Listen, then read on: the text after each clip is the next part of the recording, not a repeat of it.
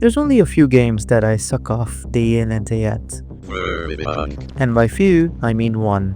And that game is Katana ZERO. I'm gonna say this before we start. You need to dive in blind because this game is just so fucking good. If you don't, I will track you down on a random Tuesday, yes, specifically a Tuesday, and tie you to a chair, strap a controller in your hands, and make you play this game.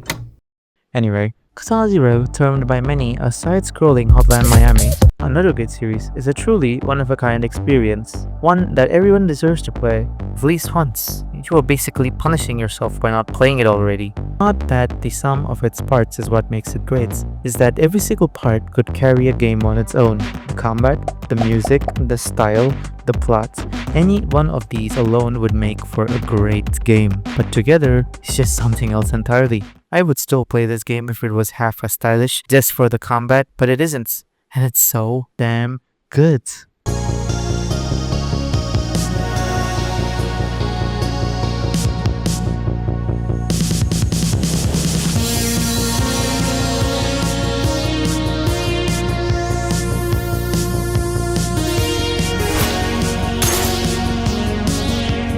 You play as Zero, a bathrobe-wearing weeb infatuated with samurai films and synthwave music, and your job is to kill the people your therapist asks you to.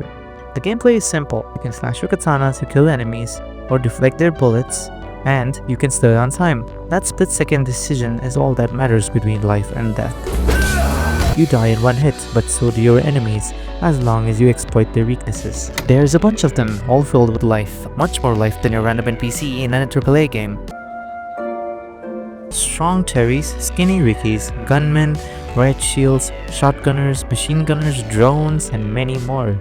Katana ZERO can be described as a puzzle rhythm game when stripped down to its very core. Every time you enter a room, you are presented with an intricately designed puzzle that can be solved in a multitude of ways. You can be rash and take them all head-on, deflecting bullets left and right, slowing down time when needed, throwing bottles, knives, and molotovs at enemy groups, or you can be sneaky and take them all out one by one, calculated with utmost precision. And every single time you take one down, you get to watch it back in real time without the slowdowns. This is pretty fucking badass, and there's an in-universe explanation where you can keep trying, but I'll let you find that one out yourself. Just when you think you've got the core mechanics down, the game throws a curveball at you. Suddenly, you're in a motorcycle chase, fighting off waves of enemies with machine guns and a helicopter. Then you're behind a locked door that needs 3 keycards to unlock it for 3 different floors, each referencing different media in the backgrounds, with one of them having an entire railroad segment.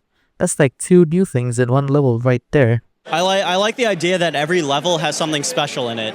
You know, you have to introduce some sort of new mechanic, throw some sort of new thing at the player every single stage, otherwise they'll get bored. Everything is a new sort of challenge and a new way to twist your thinking and a new appreciation of all the game mechanics.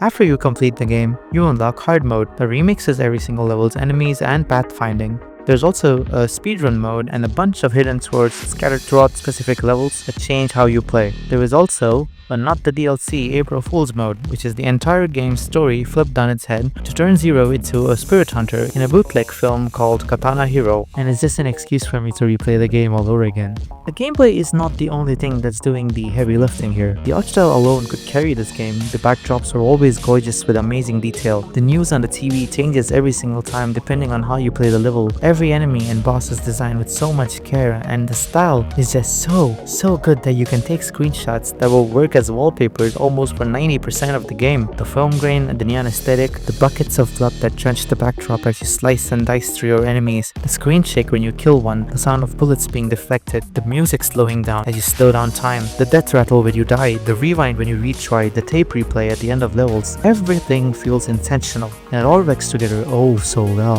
The game would not hit the same without any single one of these things. The soundtrack is also really fucking badass. Every track is made for the level it's in, be it a club or a bunker. It does not just sit in the background, it reacts, it shifts, it is a part of the game itself. You could listen to this OST completely divorced from the game and it would still slap. It sits alongside Hotline Miami as one of my favorite soundtracks of all time that I still listen to this day. And then there's the dialogue system. Something that would have just been an afterthought is actually really unique here. It's used not just to carry the story forward, but also as a storytelling tool itself. There's a time-based interrupt system where you can cut NPCs off mid-sentence, rush through conversations, or make decisions that change how the scene plays. It gives the game so much more depth if you're curious to see where the other options go, as well as the option to make Zero your own. You can play him as a serious, no small talk badass samurai who gets straight to business and always speaks his mind, or a charismatic neo-noir detective type who knows how to charm a receptionist so she lets him in.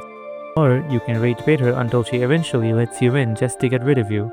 I love you, receptionist. There's multiple small decisions like this throughout the game that add so much charm and can also change how the level ends. And all of this, every single bit of it, is packed into under 4 hours. My first playthrough was around 5 because skill issue, but I just love the fact that it respects your time and gives you all the good stuff right off the bat with zero filler and zero padding. And look, I'll be honest about why this game means so much to me specifically. After Hotline Miami, this was the first game that recaptured the feeling and ran with it. And back then, when I had a short stint learning game development, which I gave up on unfortunately, this was exactly the game I had in mind. The dream game for me. The one where everything just works and nothing feels wasted. Katana Zero is someone else's dream game that happened to mirror mine, and I don't know if there's a better feeling than that. I just kind of feel like it's a game that I've been looking for, but it doesn't quite exist yet. And game development is sort of a way for me to create all the things I've always wanted to do. I get to tell stories, I get to make music, I get to, create scenes and have people feel a certain way, and I also get to work on the nitty-gritty mechanical parts of it as well. So it kind of feels like just getting to do everything I ever want to do creatively in one complete package.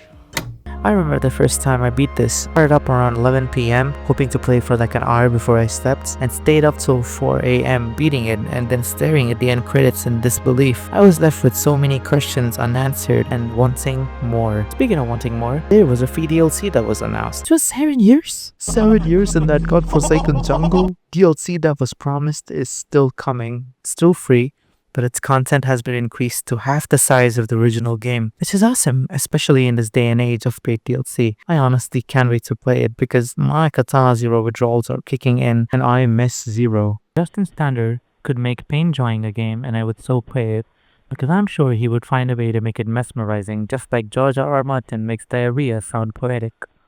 Sunset found her squatting in the grass, groaning. Every stool was looser than the one before, and smelled fouler. By the time the moon came up, she was shitting brown water.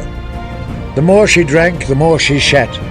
But the more she shat, the thirstier she grew. So if there's one thing you take away from this video, it's that Katana Zero is the greatest game ever made. My word is law, you are wrong, and you are going to play this as soon as this video ends. Because if not, it's a fucking Tuesday somewhere.